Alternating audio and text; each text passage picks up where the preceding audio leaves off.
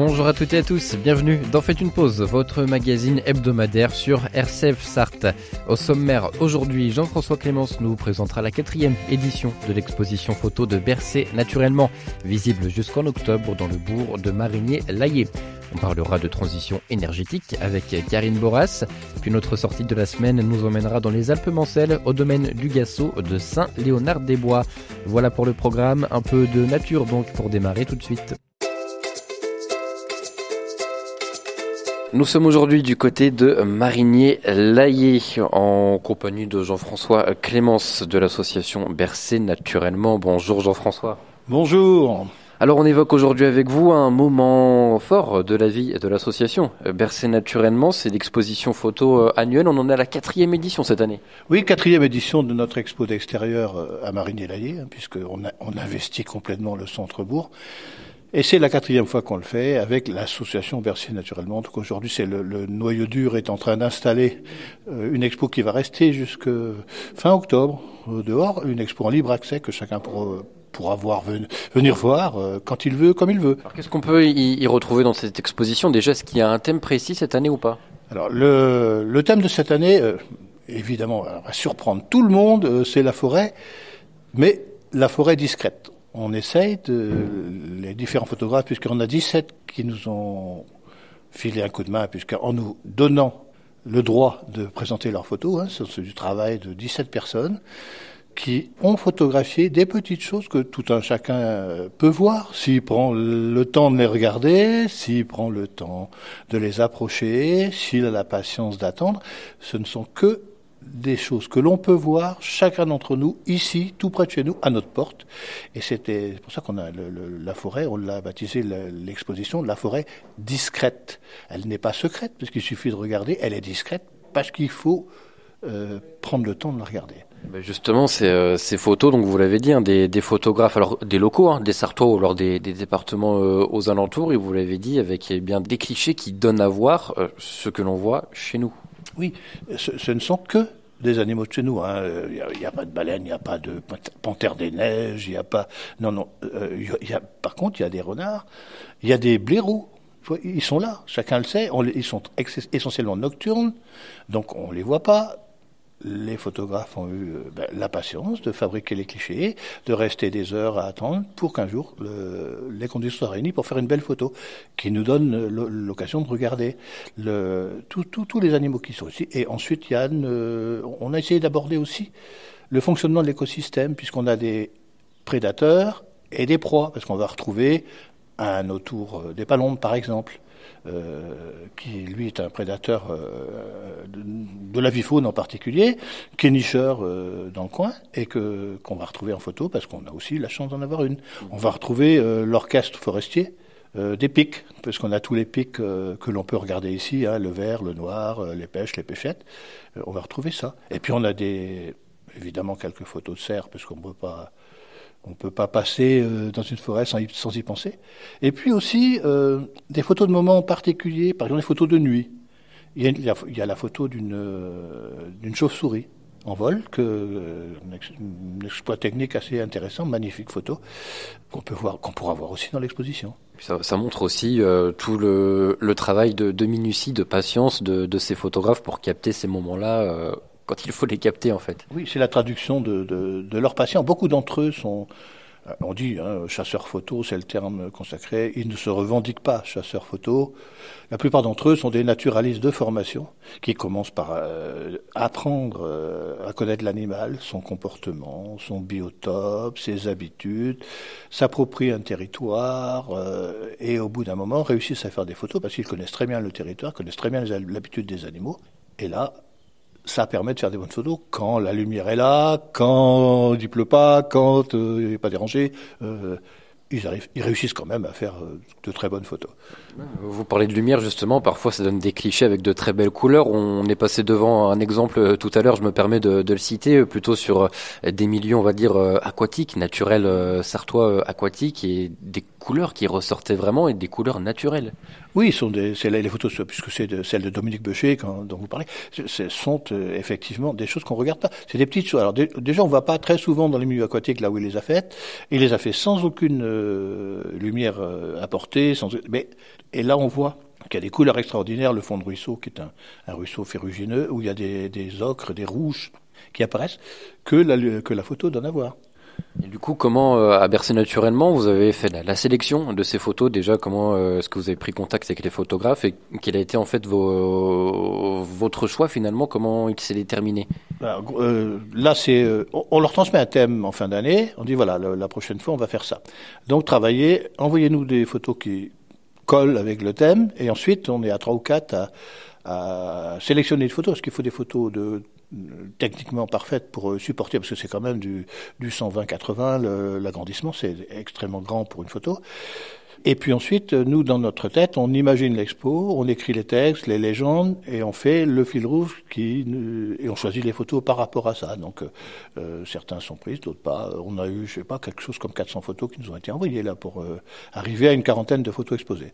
Donc, un choix qui est quand même difficile à affiner. C'est un choix difficile mais les copains, parce que les copains, les photographes, nous ont bien compris que c'est dans un thème, donc ça passe pas, et puis au fur et à mesure de l'imagination du fil rouge, ça s'affine, et puis il y a une photo qui s'impose plutôt qu'une autre, et au bout d'un moment, ça fait l'expo. Et puis pas que de la faune, des photos de flore aussi, de la forêt, de Bercé évidemment. Oui, bien sûr, parce que c'est pas le tout d'être monomaniaque du triton, et il faut aussi regarder ce qu'il y a autour, et c'est ce que font ces photographes en attendant que l'animal veuille bien se montrer, il regarde ce qu'il y a autour. Et cette année, la forêt discrète, par exemple, nous demandait aussi du paysage forestier, à différentes saisons de l'année, à différentes heures du jour, à différentes lumières. C'est ce qu'on leur a demandé de faire, ce qui fait qu'on a des très très belles photos de paysages forestiers et ruraux dans l'expo. Et donc cette exposition, il y a un petit chemin qui a été tracé pour pouvoir la suivre près de la mairie de Marigny-Laillé, autour du lieu qui s'appelle La Grange. Oui, le départ il y aura un programme d'animation qui vous sera transmis aussi. Tout part de La Grange de Marigny, qui est que la trace d'une ancienne ferme qui a été dans le bourg et qui a été refaite par la municipalité. Alors on est soutenu par la municipalité qui nous subventionne pour faire ce genre de choses. La communauté de communes, le département, le pays qui nous soutiennent, parce que c'est vraiment une œuvre collective. Et le petit cheminement, ça permet aussi de découvrir un petit peu le centre de Marigny-Laillé avant de filer vers les zones forestières. Vous évoquiez brièvement les animations. Justement, il y en aura une douzaine là qui vont être proposées durant tout l'été. Il y a 14 animations avec des partenaires. Donc il y a le département qui va nous faire 2 ou 3 sorties. Il y a la LPO pour les oiseaux, il y a le GSO, et puis l'association qui va en animer quelques-unes. Alors ce sont toutes des sorties de terrain avec quelquefois un petit moment pour voir des photos avant pour repérer ce qu'on pourrait voir, mais toutes sont des animations de terrain.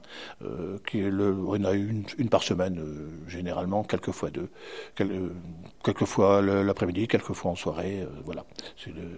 Alors les oiseaux, la mare, les insectes. Il y a l'Office national des forêts qui nous fait le plaisir aussi de nous en animer 1 ou 2. Donc voilà, il y a du partenariat avec le foyer rural de Jupy, avec Carnuta, enfin, c'est collectif. Et toujours cette volonté de montrer finalement la biodiversité locale. Oui, c'est donner à voir. C'est vraiment le mot, donner à voir ce qu'on voit à la télé, par exemple, ou ce qu'on va voir ailleurs, alors qu'on a ça à notre porte, en fait. Avant de se quitter, Jean-François Clémence, tout simplement, dernière question. Pourquoi est-ce qu'il vous faut venir profiter de cette exposition à Marigny-Laillé jusqu'au mois d'octobre? Mais pourquoi? Mais parce que c'est la plus belle exposition qu'il va y avoir dans le coin. Donc c'est sans plaisanter. C'est parce que on est vraiment dans le local. Et ça, il y a beaucoup d'expos photos magnifiques qui tournent dans le coin, qui sont présentés à droite à gauche. Les photographes en font eux-mêmes des expos perso. Là, on a essayé de faire du collectif, de balayer un écosystème complet. Donc c'est pour ça qu'il faut voir. Après, il faut aller voir les expos des autres, il faut aller voir Carnuta, il faut aller voir tous ceux qui présentent des photos, qui font découvrir aussi la nature, mais venez d'abord à Marigny, ça fait une belle introduction. Eh bien, merci beaucoup Jean-François Clémence de nous avoir présenté la 4e édition de cette exposition de l'association Bercé Naturellement. On le rappelle, c'est en libre accès jusqu'au mois d'octobre dans le bourg de Marigny-Laillé. Merci beaucoup. Merci à vous. RCF Sarthe, la joie se partage. Vous êtes toujours dans Faites une pause. On retrouve maintenant Karine Boras qui répond aujourd'hui aux questions d'Agnès Milo sur une belle initiative lancée dans notre département en faveur de l'écologie. Bonjour Karine Boras. Bonjour. On va parler aujourd'hui d'un sujet qui nous concerne tous, la transition énergétique. Et on va voir que dans la Sarthe, dans le sud du département justement, quelques habitants ont eu des bonnes idées pour la transition énergétique de leurs bâtiments. Ça concerne 72 000 habitants dans le sud Sarthe, le pays fléchois, le sud Sarthe, le Loir, Lucé-Bercé, qui ont été concernés par une opération menée par André Jaunet, qui dirige un conseil de développement et qui est en permanence au service du territoire. Son objectif, c'est comment est-ce que, avec les citoyens, on peut être acteur sur notre territoire. C'est une démarche que j'adore. Il a mené une opération qui est assez intéressante parce qu'il a commencé par mobiliser des personnes en leur parlant de leurs problèmes d'isolation, de leurs problèmes d'énergie. Voilà, on a tous un appartement, une maison, enfin un logement qui est aujourd'hui directement concerné par les problèmes de l'énergie. Donc l'objectif, ça n'a pas été de dire « j'ai la solution ». L'objectif a été de dire « ensemble, on va regarder quels sont les enjeux ». Et les enjeux, c'est comment est-ce qu'on réduit les risques économiques liés à l'énergie, mais comment est-ce qu'on réduit les risques de dépendance aussi à l'énergie, puisqu'on a bien vu qu'on a eu très chaud à certains moments, c'est le cas de le dire, avec le gaz, avec notre dépendance russe. Et du coup, identifier les problèmes et les risques que nous avons par rapport à nos maisons et comment est-ce qu'ensemble on peut essayer de voir comment on peut trouver des solutions. Donc il y a 400 personnes quand même qui se sont réunies autour de ce projet. Ils ont été visiter des maisons exemplaires pour regarder l'isolation, l'énergie, enfin tout ce qui peut concerner la diminution énergétique d'un logement. Ils en ont acquis un certain nombre d'informations, ils ont rencontré des tas de professionnels et ensemble ils ont choisi d'acheter 83 panneaux photovoltaïques, qui est une commande groupée. Du coup, comme c'est une commande groupée, il y a les prix qui vont avec. Et du coup, ils bénéficient de ce qu'ils estiment être le meilleur pour eux à un prix réduit, tout en accroissant leur résilience énergétique et en fortifiant le territoire, puisque si sur le territoire on a des gens qui ont une résilience énergétique, ça veut dire qu'ils vont rester en bonne santé. Donc ils ne vont pas accroître les dépenses de santé publique, ils vont pouvoir continuer à participer à la vie sociétale, économique et sociale de leur région. Donc c'est une opération totalement positive, basée sur l'intelligence collaborative. Donc là, c'est vraiment un bon moyen en fait d'unir ses forces tout simplement pour trouver ensemble des solutions qui sont... C'est un peu du bon sens tout simplement et en même temps, c'est bon pour le territoire. Et c'est les deux, c'est bon pour tout le monde. Merci beaucoup Karine Boras pour cette belle chronique, belle initiative qui donnera peut-être envie à d'autres Sartois ailleurs dans le département. Pourquoi pas de se mettre à leur tour à réfléchir ensemble pour trouver des belles solutions. À bientôt. À bientôt.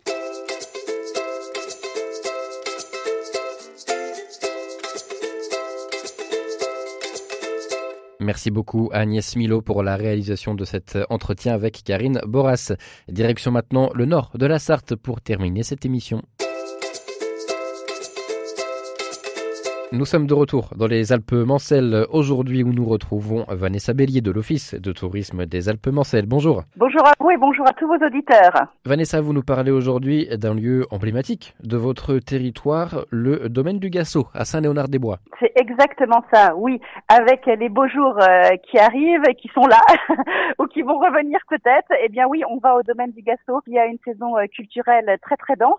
Le domaine du Gassot, même s'il est accessible tout au long de l'année, c'est vrai que quand arrive le début avril et toute la saison estivale, c'est là où le domaine est le plus vivant. Les activités reprennent. Je pense bien sûr au parcours d'acrobranche ou au centre équestre, mais c'est aussi la réouverture de la charmante petite boutique Café Nature où on trouve des produits locaux, des produits du terroir, de l'artisanat, mais où on peut aussi découvrir et manger de délicieuses glaces. C'est aussi un lieu d'exposition, vous le savez sans doute, et il y a actuellement une très belle exposition des élèves de l'école de peinture peintures des Alpes-Mancelles et plus particulièrement de la section photographique. Et cette exposition, elle est ouverte jusqu'au 23 juin dans le Pigeonnier. J'avais envie de vous parler du domaine du Gassot parce que parmi toutes les activités que nous connaissons déjà au sein du domaine, il y a une nouveauté cette année, puisqu'a été créé pendant tout l'hiver en collaboration très étroite avec le parc naturel Normandie-Maine, un sentier d'interprétation qui vous permet désormais de faire le tour du domaine sans en quitter la limite, si je puis me permettre. C'est un tour qui fait un peu moins de 3 kilomètres, donc une petite heure de découverte. Mais le grand intérêt de ce grand tour du domaine, c'est qu'il est jalonné de différents panneaux qui vous parlent de ce domaine, son histoire, mais aussi ses paysages, tout l'intérêt faunistique et floristique de ce domaine. Donc c'est un petit parcours de moins de 3 kilomètres que je vous invite vivement à faire. Donc un vrai lieu idéal, j'ai envie de dire, pour faire de belles sorties en famille avec les beaux jours qui viennent de démarrer. Puis il y aura aussi un petit événement là ce dimanche 26 mai. En plus, si vous voulez, bien sûr, je le disais, le domaine est ouvert tous les jours, accessible sans aucun souci. Mais effectivement, ce dimanche 26 mai, vous avez un événement particulier qui est porté par la Maison du Gassot. La Maison du Gassot, c'est l'hôtel-restaurant au sein de ce domaine et c'est oyez oyez. Alors ça veut tout dire, oyez oyez, venez tous, soyez nombreux autour de la musique, de la création, mais surtout de l'amusement et d'un bon repas, puisque la Maison du Gassot, je vous le disais, c'est aussi l'hôtel-restaurant et on vous propose à cette occasion de découvrir les produits de la Maison du Gassot. Et c'est toute la journée. Donc ne pas hésiter bien sûr à aller y faire un tour. Avant de se quitter, Vanessa, autre événement, alors on quitte un peu le domaine du Gassot cette fois-ci, mais vous vouliez nous parler d'un petit coup de cœur à nous partager, ce sera du côté de Maraîcher cette fois-ci. Exactement, oui. Le week-end suivant, à partir du 31 mai et qui se prolongera le samedi 1er et le dimanche 2, à l'occasion des rendez-vous au jardin, je vous emmène au manoir de Crottet à Maraîcher. Ça va être un très très bel événement où vous pourrez aller à la rencontre de plusieurs artistes. Déjà, le manoir de Crottet, c'est une très très belle propriété. Au sein de cette propriété, d'ailleurs, petite parenthèse, il y a un gîte, mais c'est pas pour ça que je vous y emmène. C'est vraiment pour y découvrir de très grands artistes et de très belles œuvres. Déjà, le propriétaire, monsieur Bernard Régnier, qui vous accueillera et qui vous présentera son travail, des peintures photographiques. Donc surtout, voilà, n'hésitez pas. Après, vous avez d'autres artistes qui l'accueillent dans sa très belle demeure, mais surtout au sein de ce très très beau jardin, avec notamment Liliane Bonneau et le monde de fantaisie et de poésie, de peinture et de sculpture. Vous avez aussi les gouaches de Victoria Poursine qui seront présentées, les aquarelles de Françoise Guillemin et la particularité aussi, quelques sculptures et notamment les sculptures de Jean-Michel Mélière. La particularité, c'est qu'il fabrique des mobiles en pierre. Donc tout au long de la propriété, vous aurez comme ça un parcours artistique à découvrir.